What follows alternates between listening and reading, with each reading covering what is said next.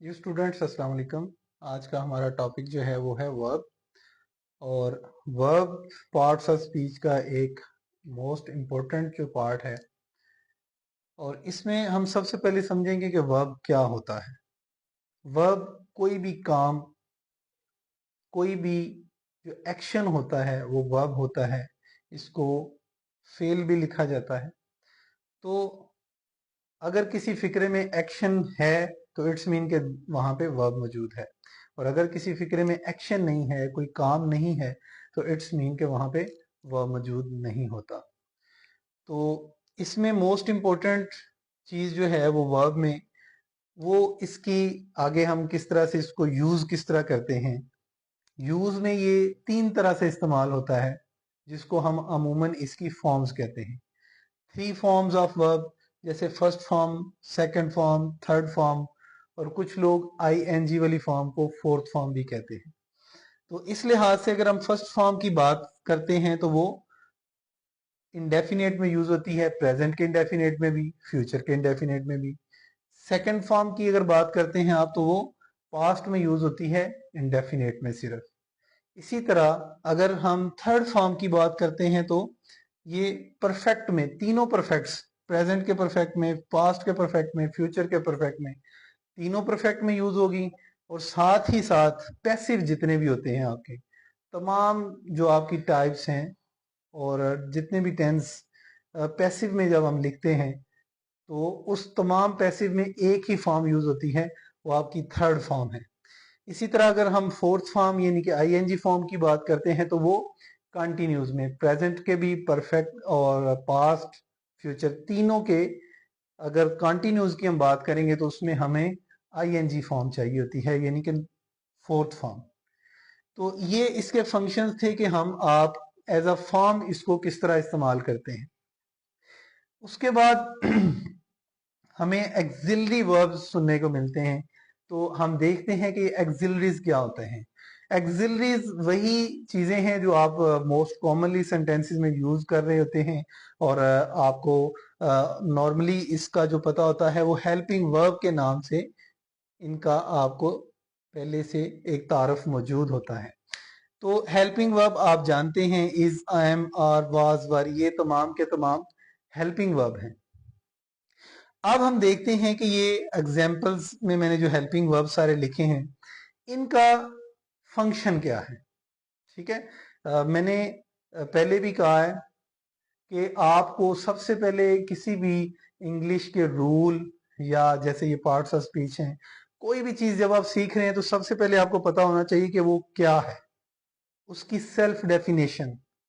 उसके बाद जब तक हमें उसके फंक्शंस का नहीं पता चलेगा, हम वहां कहाँ पे यूज कर रहे हैं। जैसे मैंने अभी आपको वर्ब बताया, फिर इसके फंक्शनली मैंने आपको बताया कि हम तीन या चार टाइप्स में, चार फॉर्म्स में हम इसको यूज करते हैं, और वो फॉर्म्स कहाँ कहाँ यूज होती हैं वो भी मैंने आपको बता दिया। तो इसी तरह हम एक्सिलरीज की या हेल्पिंग वर्ब की बात कर रहे थे कि ये लिखे हुए हैं तो इनका फंक्शन क्या है।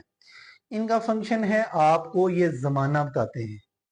ठीक है, बज़ाहिर आपको ये बड़े आसान अल्फाज नजर आते हैं, लेकिन अगर आप इन पे गौर करेंगे, अगर आप इनके मीनिंग को अंडरस्टैंड करेंगे, तो आपको टेंस का पता चलेगा कि हम किस टेंस में बात कर रहे हैं। ठीक है, किस टेंस का जो सेंटेंस है वो हम बना रहे हैं। तो अगर हमें इसकी फॉर्मेशन को समझना है या टेंसेस को समझना है तो बहुत इंपॉर्टेंट है कि हमें इसके फंक्शन का पता होना चाहिए। ठीक है, और हमें ये पता होना चाहिए कि प्रेजेंट में कौन से यूज होते हैं। जैसे इज, एम, आर ये प्रेजेंट के हैं, ये पास्ट के हैं, वाज, वर, और विल, शैल फ्यूचर में इस्तेमाल होते हैं। हैज और हैव जो है वो परफेक्ट के लिए इस्तेमाल होते हैं। तो इनके मीनिंग्स भी आपको ये आइडिया दे सकते हैं कि अभी किस जमाने की बात हो रही है, या किस जमाने के लिए आपको कौन सा हेल्पिंग वर्ब चाहिए। यहाँ पे अगर हम बात करें, ये इज लिखा हुआ है, तो इज का मतलब है। तो इट्स मीन ये है जो है वो स्कूल जा रहा है, वो स्कूल जाता है। तो ये जो है ये हमें बता रहा है कि ये हम प्रेजेंट की बात कर रहे हैं, हाल की बात कर रहे हैं। तो इसी तरह से दूसरा लफ्ज ये लिखा हुआ है था, इंग्लिश में हम इसके लिए यूज करते हैं वॉज। तो ये वाज या था हमें बता रहा है कि हम किस जमाने में बात कर रहे हैं। हम जो टेंस बना रहे हैं वो कौन सा टेंस है, कौन सा जमाना है। यानी कि आपका था जो है आपको डिफाइन कर रहा है कि आप इस वक्त पास्ट में हैं और आपको पास्ट में कौन सा चाहिए। इट्स मीन के आपको चाहिए पास्ट में वाज। तो इसी तरह अगर आप फ्यूचर की बात करते हैं, ठीक है, तो ये एक लफ्ज है गा। उर्दू में अगर गा कहीं पे लिखा हुआ है, इंग्लिश में विल या शेल है, तो इट्स मीन कि हम फ्यूचर में हैं। अगर उर्दू में गा लिखा हुआ है तो हम उसको ट्रांसलेट करना चाह रहे हैं, तो इट्स मीन कि हमें फ्यूचर की जो टेंसेस हैं वो चाहिए। हम फ्यूचर की जो वर्ब हैं, हेल्पिंग वर्ब जो यूज होंगे फ्यूचर के लिए, हमें उसकी जरूरत है। तो ये अमूमन उर्दू में आखिर में आते हैं। अगर आप आखिरी लफ्ज को देख लें कि वो है लिखा है, वो था लिखा है, वो गा लिखा है, तो ये आपको डिफाइन कर देगा कि किस जमाने की बात हो रही है। तो सबसे पहले ट्रांसलेशन में आपको समझना है कि जमाना कौन सा है, फिर आप करेक्ट ट्रांसलेशन कर सकते हैं। अदरवाइज ये देखने में आपको मामूली लगेगा, लेकिन ये इंतहाई इंपॉर्टेंट है। जब तक आपको ट्रांसलेशन करते हुए जमाने का नहीं पता, तो तब तक आप करेक्ट ट्रांसलेशन नहीं कर सकते। और ये उर्दू में आखिर में, फिक्रे के आखिर में लिखे होते हैं। तो इट्स मीन के ये जो फिक्रे के आखिर पे अगर हम गौर करें तो हम जमाने को समझ सकते हैं कि किस जमाने की बात हो रही है। तो इसके बाद तीसरी जो इम्पोर्टेंट चीज थी, ये इसमें हम अक्सर सुनते हैं ट्रांजिटिव और इंट्रांजिटिव। ये ट्रांजिटिव और इंट्रांजिटिव क्या है? बड़ी सिंपल सी चीज है, इसको हम समझने की कोशिश करेंगे। ट्रांजिटिव ऐसे वर्ब हैं जो हमें, अगर हम ये एक एग्जांपल मैंने लिखी है ईट, तो ट्रांजिटिव, सबसे पहले मैं इसको डिफाइन करता हूं कि ट्रांजिटिव जो है ऐसा वर्ब है जब तक इसको हम ऑब्जेक्ट नहीं देते, ये ऑब्जेक्ट को डिमांड करता है। तो जब तक हम इसको ऑब्जेक्ट नहीं देंगे, ये अपने मीनिंग को क्लैरिफाई नहीं कर सकता, ये खुद से अपने मीनिंग नहीं दे सकता। लेट्स सपोज यहाँ पे ये ईट लिखा हुआ है, तो अगर ईट लिखा हुआ है तो ईट का मतलब है खाना। अब आपके माइंड में एक क्वेश्चन पैदा होगा, क्या खाना? ठीक है, अगर कहीं पे लिखा हुआ है गो, ठीक है, जाना, तो कहाँ जाना? ड्रिंक, पीना, क्या पीना? तो मतलब एक लफ्ज अपने आप में विद इन वन वर्ड जो है वो खुद को डिफाइन नहीं कर पा रहा, वो खुद को अपने कंप्लीट मीनिंग्स के साथ एलेबोरेट नहीं कर पा रहा।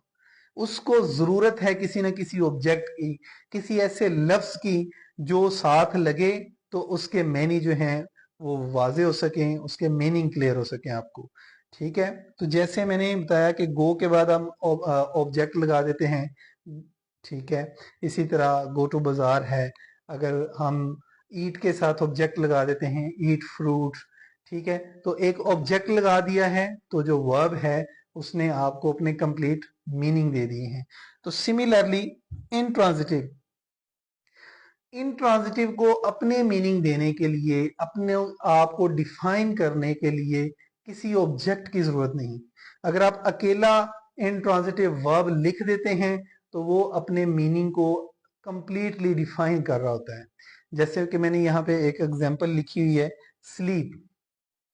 स्लीप का मतलब है सोना, ठीक है, तो जब आप स्लीप वर्ड यूज कर रहे हैं तो उसके लिए वो सो गया है, वो कहाँ सोया है, ठीक है, ऑब्जेक्ट की आपको जरूरत नहीं है कि वो बिस्तर पर सोया है, वो जमीन पर सोया है, वो गाड़ी में सोया है। तो आपको ऑब्जेक्ट में इसके लिए, यानी कि ऑब्जेक्ट की जरूरत नहीं है अपनी मीनिंग को डिफाइन करने के लिए। तो ये मोस्ट इंपॉर्टेंट चीजें थी जिसमें हेल्पिंग वर्ब जो हैं वो पार्ट्स ऑफ स्पीच में अगर हम बात करें तो वो वर्ब का हिस्सा होते हैं, अलग से नहीं लिखे जाते हैं। तो पार्ट्स ऑफ स्पीच का एक इम्पोर्टेंट हिस्सा जो है वर्ब, इस तरह से हमारा मुकम्मल हो चुका है। आई होप कि आपको समझ आ चुकी होगी। अगर आपको कोई क्वेश्चन हो तो कमेंट्स में ज़रूर पूछिएगा। अल्लाह हाफिज़।